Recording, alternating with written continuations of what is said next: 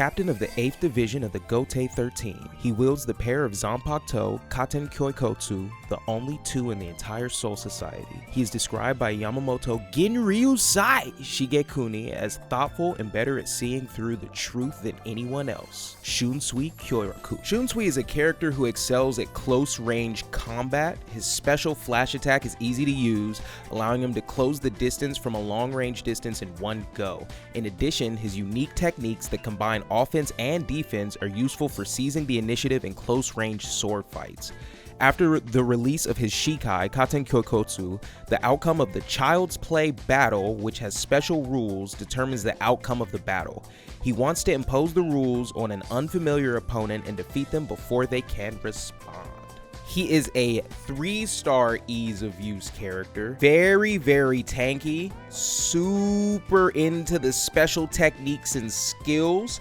His attack is pretty decent, his speed is decent as well, and his range is a little bit below average, if not average. I'm actually surprised by how thick his defense stat actually is. I would have thought this would be one lower and then his special skills would be up like one higher, but yeah, that's very, very surprising. And I do tend to like the beefier, tankier characters and the more technical type of characters, so he might actually be up on my tier list a little bit more with this defense stat being as high as it is. I also like the range that he fights at as well. What they showed us, his auto attack, his quick attack, or his quick combo, whatever you want to call it, in the trailer. I honestly like that close to mid-range style of fighting a lot. Speaking of the trailer, the first thing that they show us is his unique skill, Drainer. Rotate your body and attack with 2 swords. Hold down to charge and increase the number of attacks. So it looks like to me, if you just press the button, he does this little slash,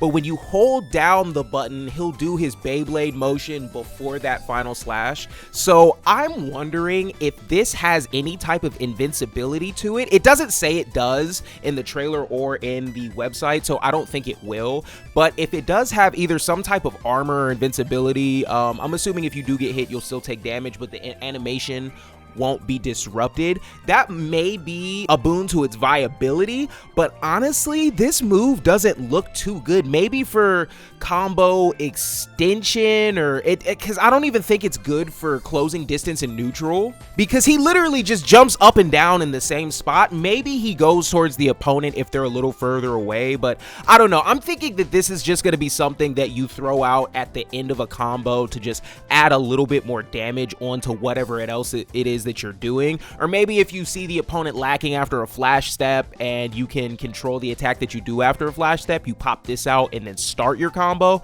I don't know, but I think that honestly this might be his weakest move in his kit without actually having any hands-on gameplay. The next thing they show us is his spiritual pressure technique 1, Lazy Beyblade. Attacks by sending wind pressure towards the opponent.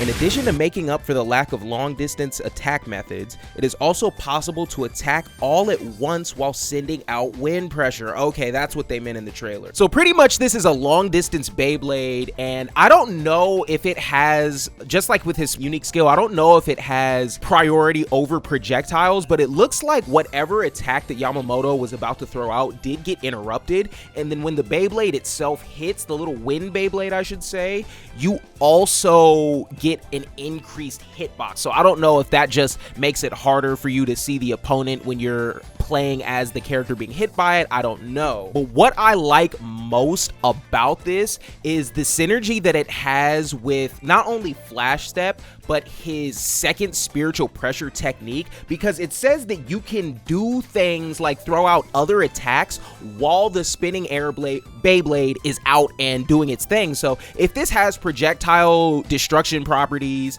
and the fact that you can move while it's out, his chase down, his rush down is going to be insane. And I'm really excited to see how it looks in the hands of professionals, honestly. And speaking of his spiritual pressure technique 2, it is Don't Panic. Instantly move in front of the opponent and rush in with 2 swords. You can also close the distance in one go and deal a lot of damage, so it's easy to take advantage of an opportunity when the opponent shows an opening. So in my head, like an optimal combo with Shunsui would be like if you have your EX meter all the way full, so you have a full 150, what you do is you throw out the wind scythe and then while the Wind Scythe is out, you teleport to the opponent with your Spiritual Pressure Technique 2, don't panic, and then you do your combo on the opponent. While that's happening, the Wind Scythe will come and hit them if you don't push them too far. It looks like this move has a lot of forward mobility, so you might push them out of the hitbox of it, but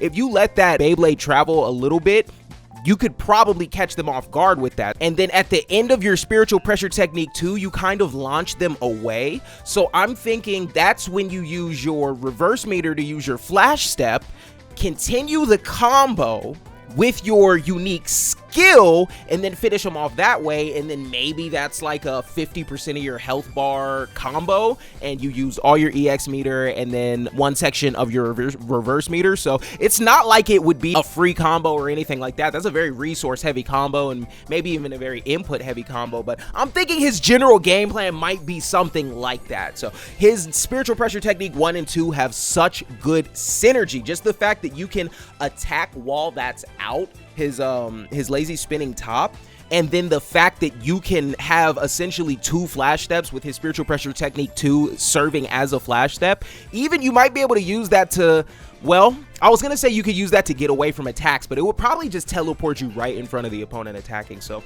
maybe not, maybe not. Then we have his Awakening, Shikai, Katen Koikotsu. Until your death.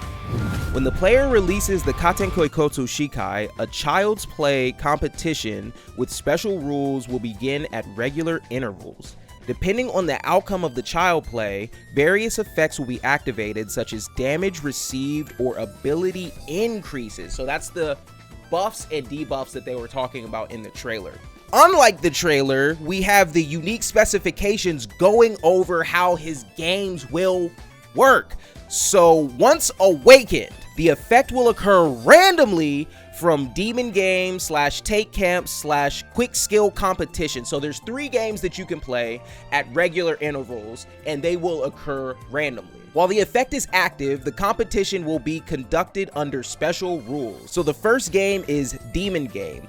A demon is randomly selected, and when the demon hits an attack, the demon can be transferred to the other party. The Child Play will end after a certain amount of time has passed, or if the demon is attacked multiple times. While the effect is active, all attacks will not cause spiritual damage, but all damage accumulated at the end of the Child Play will be given to the last demon. So first of all, he's a mini game man. He's like Bowser popping up in your Mario Party game with his little weird mini game. So this first one sounds like, I don't know if there will be physically another thing on your screen that you have to attack yourself, or if it's saying that it will try to attack you, and if it attacks and that attack lands, it'll go to the other party. I'm not sure.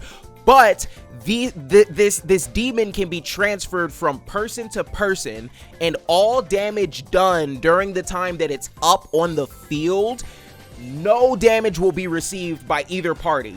But as soon as it ends, just like if you're playing Old Maid, whoever the demon is attached to at the end of the game will receive all damage that was done during the duration of the game. So you're probably looking at a free soul break if you are the one that doesn't end up having this monkey on your back. So that's crazy. His first game off rip is just essentially a free soul break. Like, how long is this gonna stay on the field? Then his next game is Take Camp. A camp will appear in the camp capture field for a certain amount of time.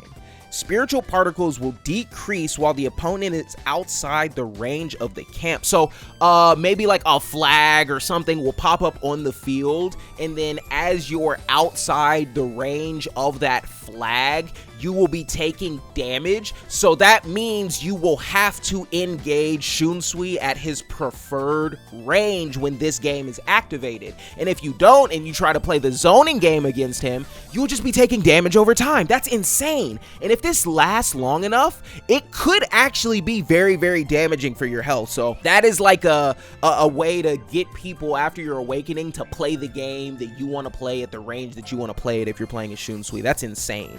His last last game is quick skill competition. The first side to hit an attack after the signal to start the quick skill competition is given will be the winner. So something will pop up on your screen telling you what attack that you need to do, and the first person to do that attack will win. I don't know if the attack needs to land or if you just need to put in the input. I don't know.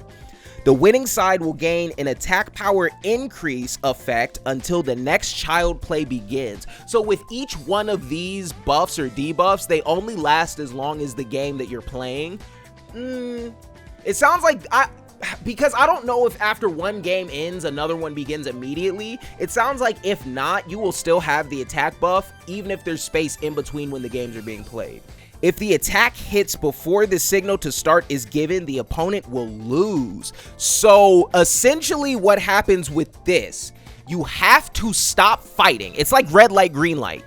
You have to stop fighting, and then when that signal is given, that's when you can start fighting again, and the first person to press the button that's given on screen, or maybe it's just literally any attack, I don't know, they will be the benefactor of this attack buff. And I don't think that if you lose you get a debuff, but obviously it's kind of like getting a debuff because the other person is getting buffed and you have nothing to do with that. So that is insane. I honestly thought his ease of use was going to be a lot lower than 3 just because of this, but who knows, maybe they think because these are children's games they are super duper simple. So I am very, very excited to play as him. He jumped up on my list probably to space number 2 now.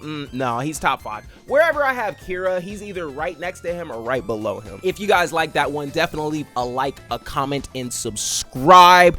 I will see you in the next video. I'll probably have either the translated insider gameplay that they're showing us. I think they're going over the system mechanics or battle overview or something like that. I'll probably have the translated video of that or me reacting to the translated video of that up next. So make sure you stay tuned for that. It's been real. It's your boy, Lee the Warlord, and I'm out of here.